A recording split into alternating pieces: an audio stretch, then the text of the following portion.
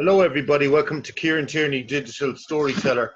And I'm delighted to be joined this evening by three veteran peace activists. We're going to talk about Shannonwatch and the ongoing use of Shannon Airport by the US military, which actually began in 1991 for a while, but has been going on incessantly since 2001. So with me are Ed Horgan and John Lannon, who founded Shannonwatch in, I believe, 2008, and Dave Donnellan, who was recently acquitted at the Circuit Court in Dublin for taking some direct action on the runway. We'll talk about Dave's case in a few minutes. So maybe I'll start with you, John. Tell me a bit about Shannonwatch. What made it come about? And I know yourself and Ed both live in Limerick, so Shannon Airport is very close to you. What inspired you to set up the organization, and tell us a little about what you do? Indeed, Shannonwatch was set up in 2008 by a few of us living not far from the airport. Came in a long line of activism, direct action and monitoring of what was happening at the airport since 2001. But we set up the organization to monitor the US military and CIA use of Shannon, and to do that on a continuous basis.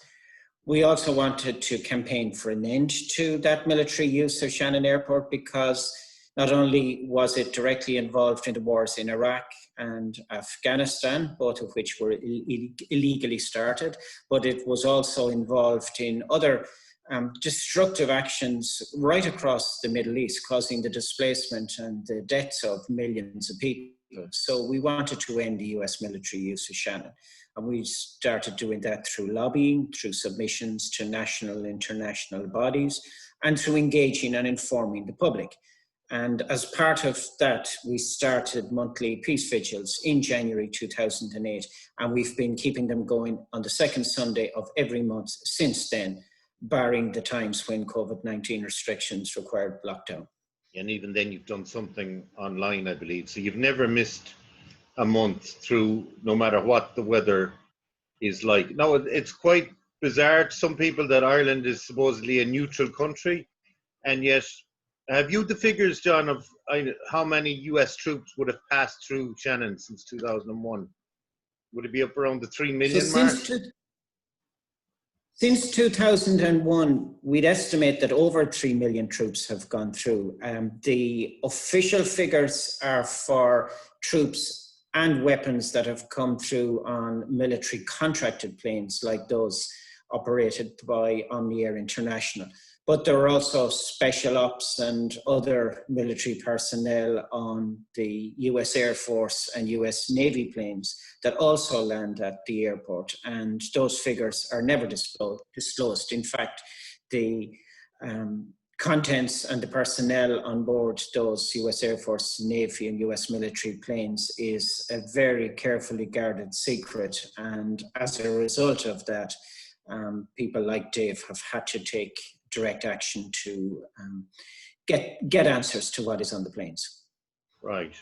Now, Ed, you've built up, yourself and John and the people in Shannonwatch have built up a huge database of what has gone on in Shannon, because we don't really hear much from the Irish authorities about what is passing through.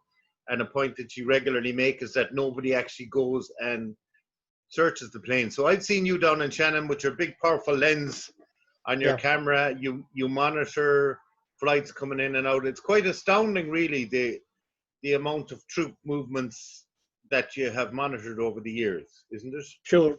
In fact, prior to 2008, a lot of our monitoring was physical monitoring by going to Shannon by day and by night at times, and again in all weathers, using our cameras to take the photographs, publish them on the internet, on Facebook, in the media, whatever.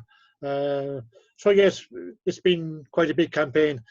But I think it's also important to emphasize that it's not just about the legality or the illegality or even about neutrality. It's about human rights.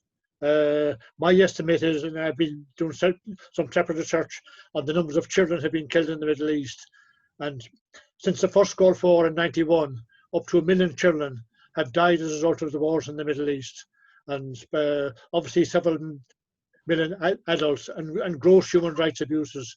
So that is a very important aspect of why we as peace activists, including people like Dave and Colm, who were acquitted last week in the Circuit Court in Dublin, and it is significantly about defending human rights.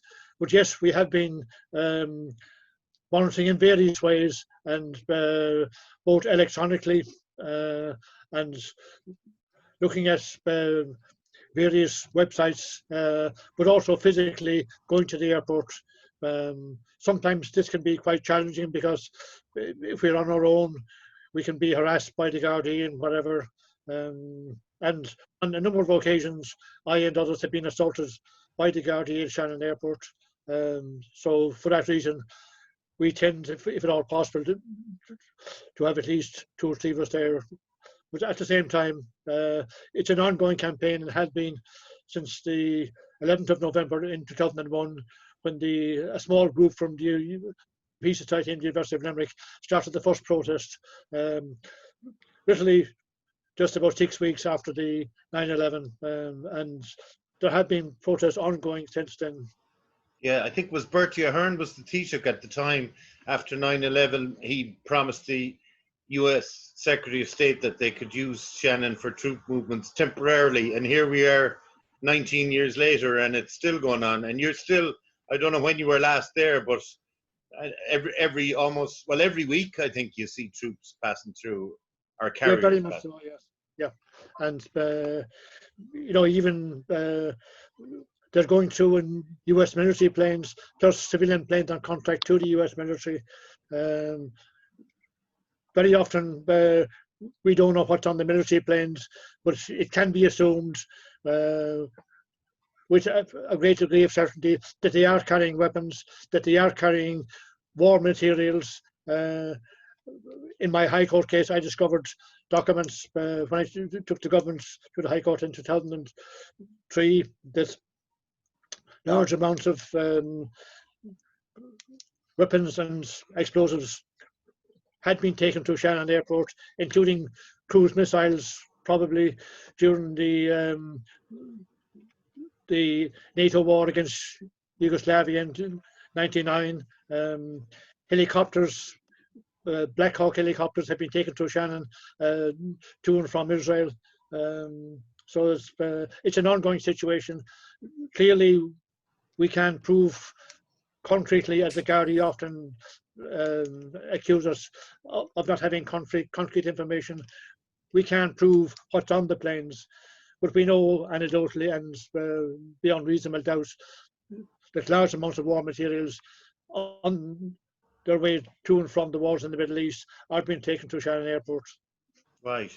And I think a lot of people in our region and the West Coast don't make a connection between those troops and where they end up and what they're doing.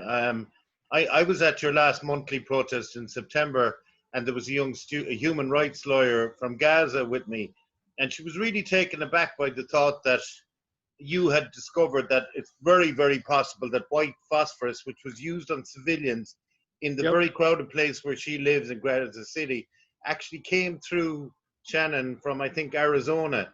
And people in Ireland don't actually make those connections, do they really, Ed? Or I know you guys do. Yes, I think there's also an element of denial, particularly people in County Clare, people who work in Shannon Airport don't want to know what's going through. But I think deep down, particularly people who work at Shannon Airport are very much aware of what is going through the airport, and some of them who obviously seen the planes, particularly on the Omni airplanes that are carrying the troops, they see the rifles on the plane. If an Omni airplane is carrying 200 troops to Shannon Airport, there will be 200 automatic rifles on that plane, and they don't just carry them in the hold, they carry them on the seat with them, in fact.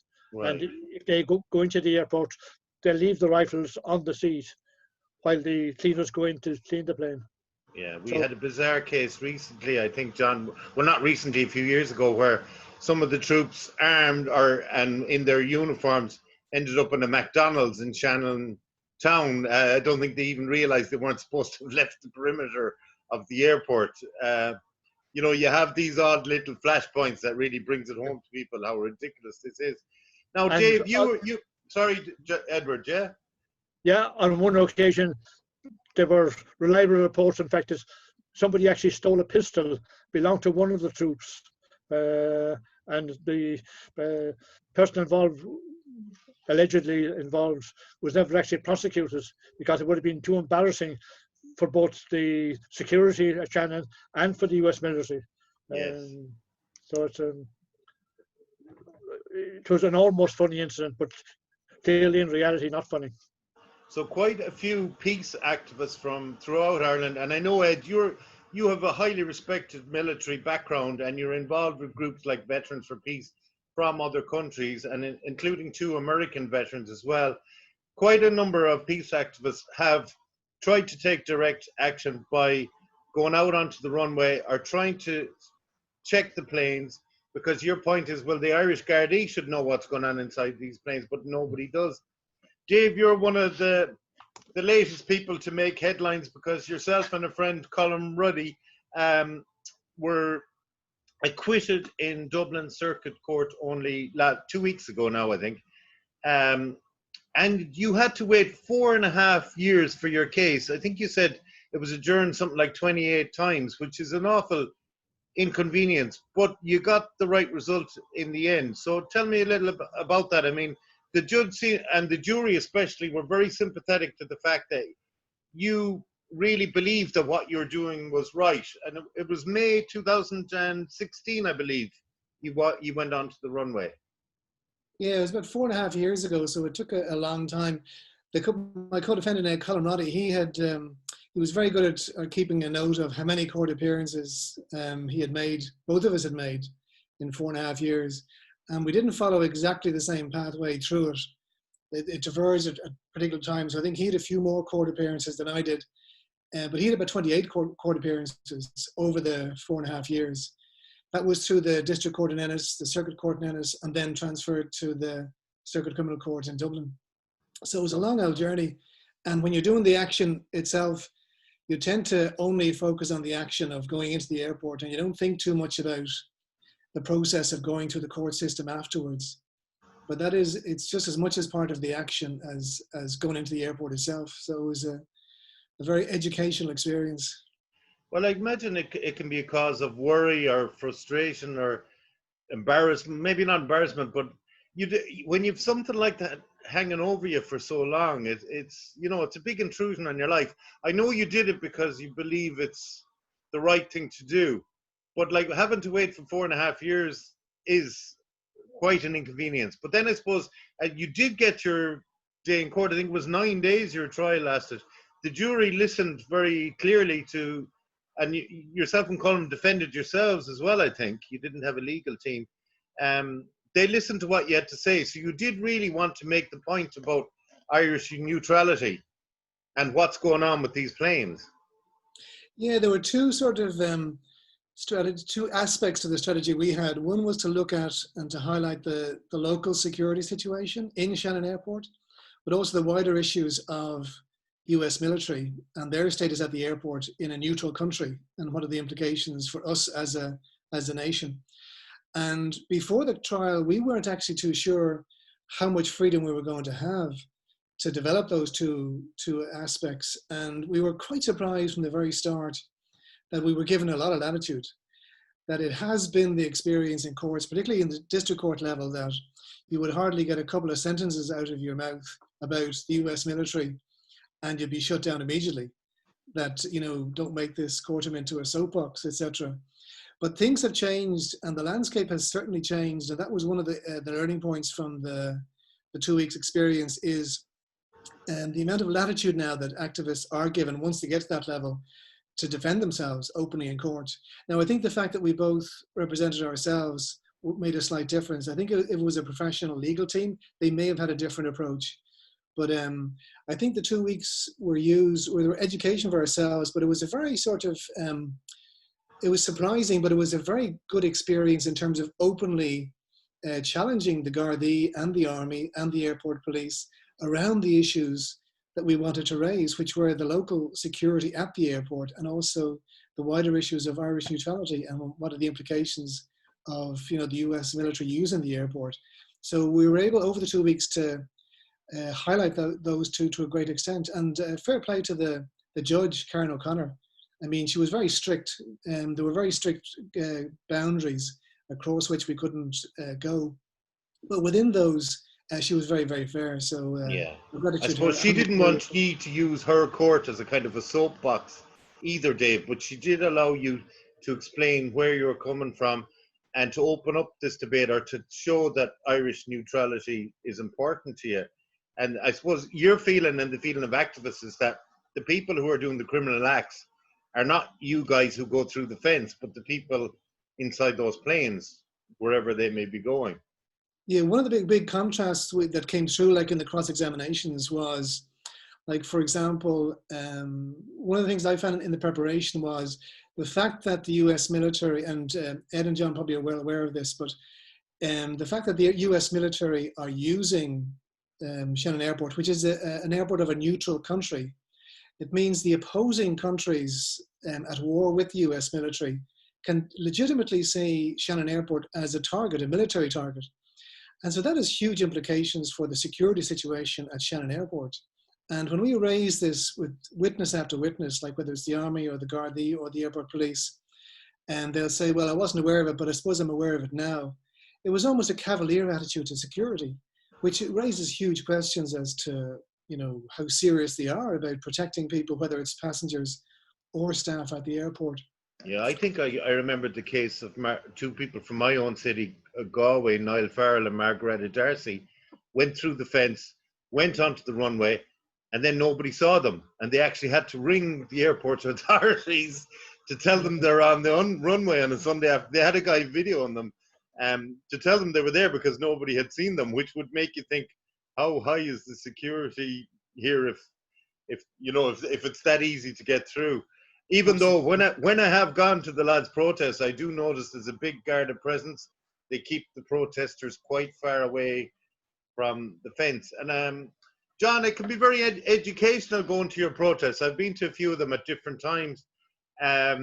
You're there every single month, no matter what the weather's like. I've met people from Donegal and Dundalk from various groups, and then you have people from the US or internationals as well supporting you. So there's a real sense of solidarity at these protests.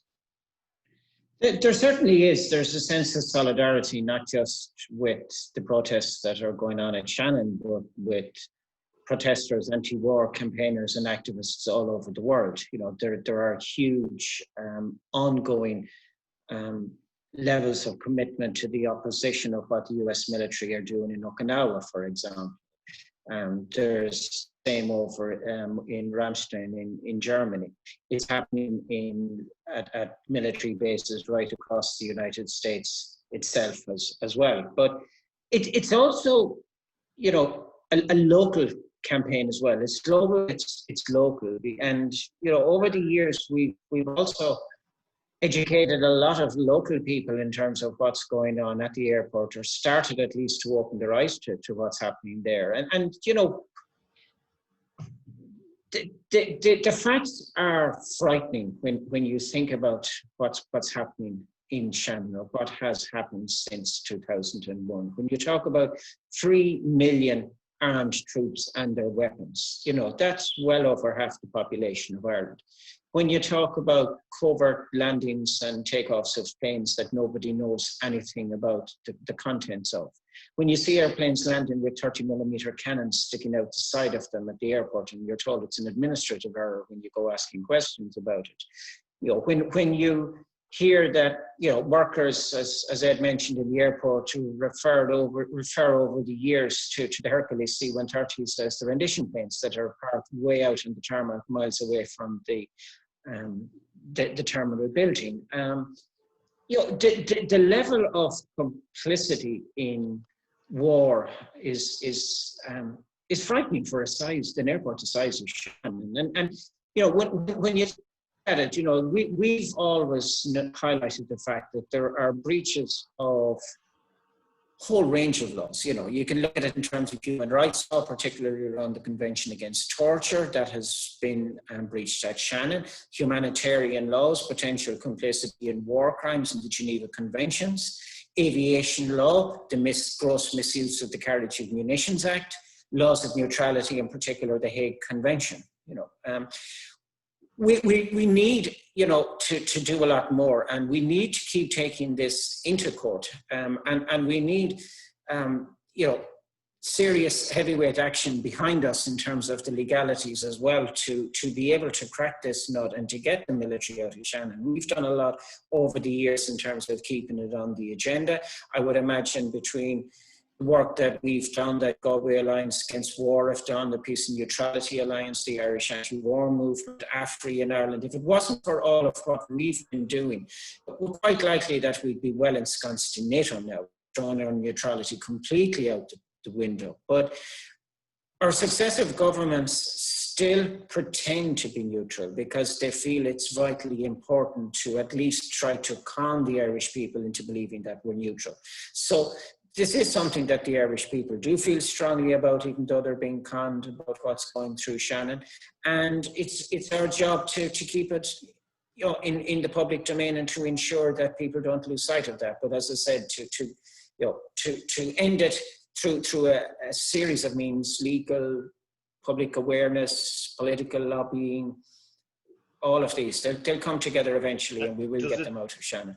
Does it depress you to think it's next year will be 20 years since it became a really regular thing? 20 years since the War of Terror and the Twin Towers. It depresses me that we haven't ended it by now, but I'm glad we've been doing what we've been doing, because it's likely that we would have a fully fledged US military base spread right across the Shannon estuary and across half of County Clare at this stage. We hadn't been doing that because they would have taken it over completely. We've kept the reins on that, even if it's only 20 of us standing outside the airport every month. We're making damn sure that the politicians and everybody else knows that they're being watched. Yeah. A lot of the protesters, Dave, are from around our region, Limerick, Galway, Clare. But you came all the way from Dublin to sneak in through the fence and make your point. So obviously Irish neutrality means a lot to you and Colm, that you would, you know, and then you've gone through 4.5 years of legal worries before you got the acquittal. So is that a sign that neutrality really means a lot to you, or is it the fact that you think about what these soldiers are doing when they get to places like Syria and Iraq? Well, one of the memories that came back to me when I was involved in this action was like when I was about 35 years ago, I went to Nicaragua, and it was when the US Contras were fighting the Nicaraguan government, the Sandinistas. And it was my first close-up experience of a war situation. And we spent about 3 weeks just talking to people. And one of the groups was the mothers of the disappeared. And all of the mothers they'd lost loved ones in the war. And we had about a 2 or 3 hour meeting with them, and they told stories about, you know, one woman said her son she'd kissed her son goodbye in the morning, and he was killed during the day in a counterattack, so she never saw him again. And it was a very intense meeting. It was the first time that I was really brought up close and personal with what a war is. And it was really their stories. I think the reason I went into Shannon was because of their stories, and because of the stories of people like the women in Nicaragua 35 years ago. But they're happening in Libya, they're happening in Iraq, they're happening in Syria today. So it's really on behalf of them, I think, is the struggle that goes on. There's a lot of ancillary issues as well, including neutrality, Irish neutrality, because I think our neutrality, it stems out of a sense of solidarity with people around the world, that we don't want our airports being used to go out and kill people. So yeah. It's all connected, but yeah, I think people do feel very strongly, and that's my impression even since the trial, that there is a groundswell of, which is usually silent opinion, of support around, you know, getting rid of the US military from Shannon. But I think it'd be great now if one of the aspects of the acquittal would have been a boost to the campaign, which I certainly hope happens. And Ed, I believe you have a court case similar to Dave's hanging over your head for a long time.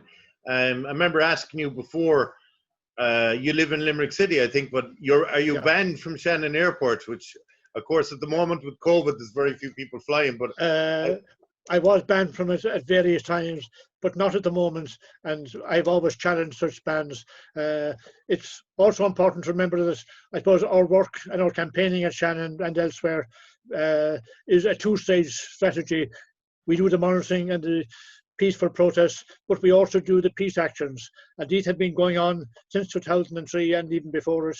We had Mary Kelly, and again, she was initially found guilty for doing over, I think, €1,000 worth of damage to a US military plane, but she appealed it, and it went all the way to the appeal court, in fact, and she was eventually found not guilty, and her trial was quashed effectively. Catholic Workers 5 also went through a similar process, and again that took many years, and they opted for a jury trial in Dublin, and again the jury eventually found them not guilty. We had Claire Daly and Mick Wallace went in over the fence. They spent a short time in jail, and again Margaretta Darcy and Niall Farrell also spent, I think Margaretta spent about a month in jail, in fact, and again that's garnered a lot of publicity. To some extent, they deliberately decided to go to jail to highlight what was going on in Shannon Airport. And if I remember right, Ed, you were actually one evening on one day on a Ryanair flight, I think going to London. You were going to a Veterans for Peace conference, and you just noticed that there was a military plane across the Tarmacadam on the runway, and nobody around it. You took it upon yourself to go and inspect it. Well, unfortunately, it wasn't just one. In fact, there were 4 military Hercules lined up on the runway. And the minute I saw them as I drove into the airport, I knew I wasn't going to get to London. So I got my boarding card to board the Aer Lingus plane, kept walking past the plane, and went over to the 4 Hercules. As I expected, I was arrested. But again, it helped to highlight what's going on in Shannon. Had you made it up the steps to get inside for a look at what was inside? Didn't quite get that far. On this occasion, the airport security were a little bit more alert than they were. Dave and Colm spent 3/4 of an hour walking around the airport, waving a big Irish flag, carrying a cross, and they weren't spotted until they actually almost walked up to the plane. And Dave, did that shock you that there was no reaction? I know it's a sad reflection in Shannon as well that it's become, I mean, we're talking pre-COVID, it's become much quieter. Maybe years ago you could get a lot of flights to the UK and Europe, but did it shock you how little attention was paid to you when you arrived in first through the fence? Oh yeah, we were joking afterwards. We were saying if we can win again, we can have a picnic like in the airfield, because nobody comes near you. And I remember one of the memories I have of going through the airfield. There's about 4 of a stroll through the airfield at Shannon Airport. But one of the things I noticed was there was rabbits everywhere, and that was significant later, because they were complaining about, or they were concerned about animals rushing in through the fence, the hole in the fence. But in fact, there was loads and loads of rabbits there already in Shannon Airport, so we had loads of time to take in the wildlife as we strolled through the airfield. My God, okay, yeah. And there were 2 veterans as well from America, John. I met them, it was Tarek and Ali, that they had quite a hard time in Ireland because their passports were taken off them. They're members of Veterans for Peace, and they were left in Ireland for quite a few months. Almost 9 months, yeah. Was it 9 months, Ed? Yeah. Yep. And they were seen as a flight risk, which they said was ridiculous, because they actually intended to go into court and talk about why they, as American veterans, felt that Shannon shouldn't be doing what they're doing. Is there still a court case hanging over them, John? There is, yes. The 2 men were Tarek Kauf and Ken Myers, members of Veterans for Peace, and men who have both seen firsthand for themselves what the horrors of war are like. And again, they went to attempt to inspect planes at Shannon because the authorities won't do that. And they also went to highlight our complicity in war. And the state has been quite punitive with them as with everybody else in terms of its reaction. held them in Ireland by refusing to give them their passports back, ensuring they could not get back to their families in the United States, even though they were quite elderly men. And as you said, both wanted their days in court because it was an opportunity for them to argue the case and to talk about why the US military should not be in Shannon.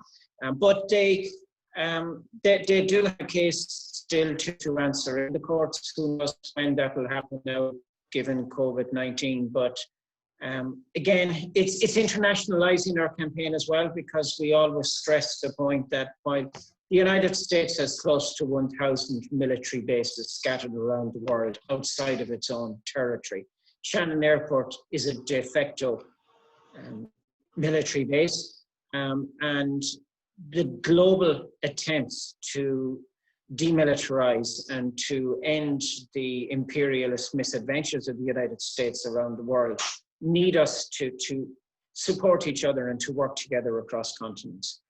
Okay.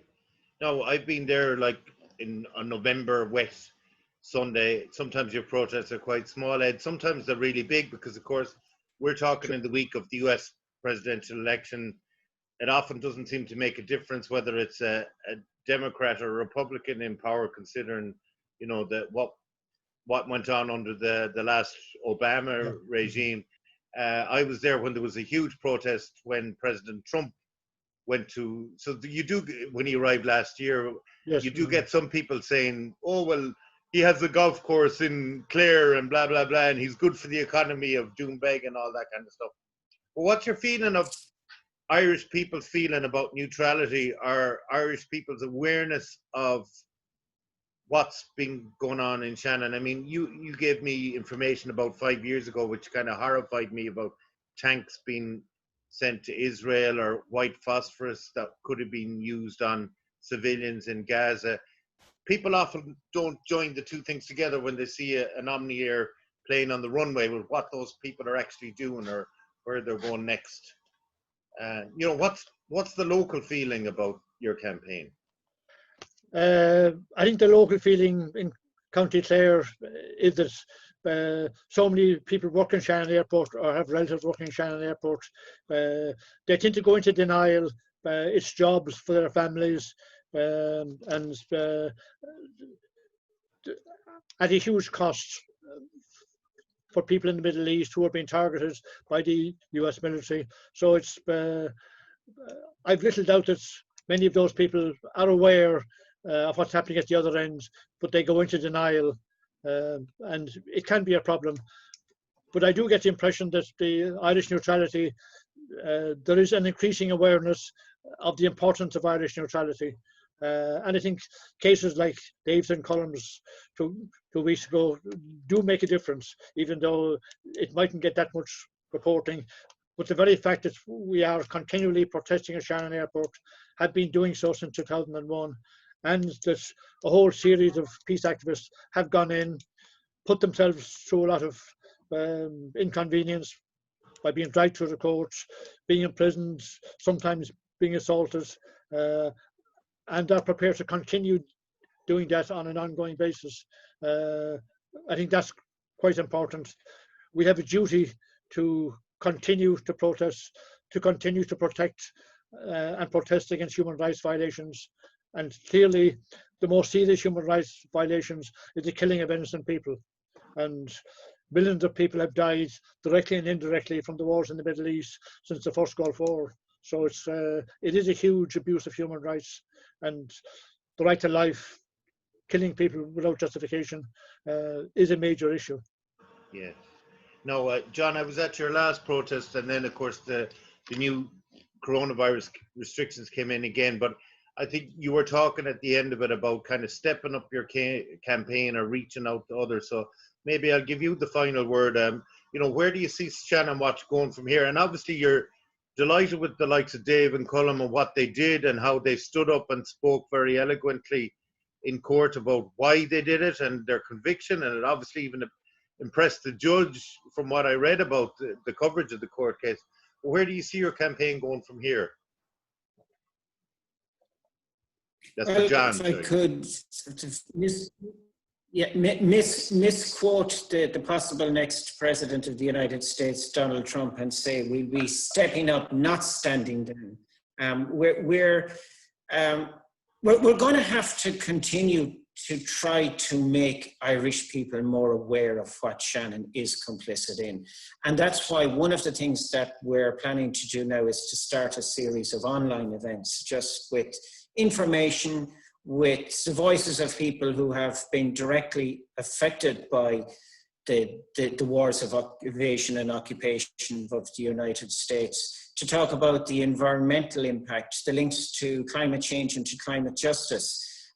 Because we know that militarization, in particular the US military and the $1 trillion that they're misspending on military misadventures is terribly, terribly destructive for the planet as well as for the communities and the countries that are affected. So we want to join the dots up as well with others, with the likes of Extinction Rebellion, with other groups, get the message out because, as Ed said, a lot of people are either in denial or they're unaware.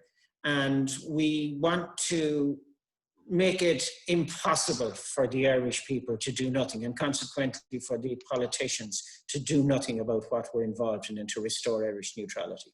Right, and I suppose I admire greatly the courage of the three of you and the fact that you really stick up for human rights.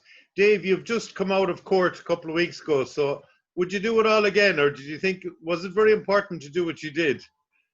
I would actually, yeah. I mean, it's been a long time, 4.5 years, and a lot of it was scary. The action was scary, and going into the court was scary.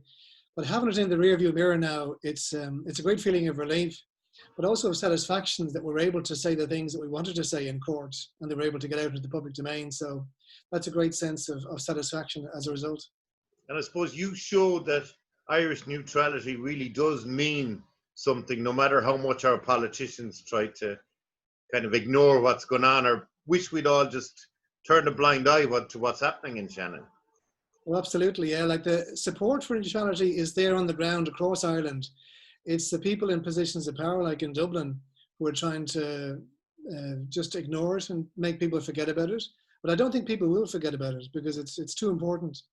And I think it comes back to our sense of solidarity with people around the world, because there has been that sense of connection between Irish people and people in the third world for a long time. So that's still a valuable connection for people. Right. Thank you so much to all three of you for taking time out to talk to me about Shannonwatch and your peace activism.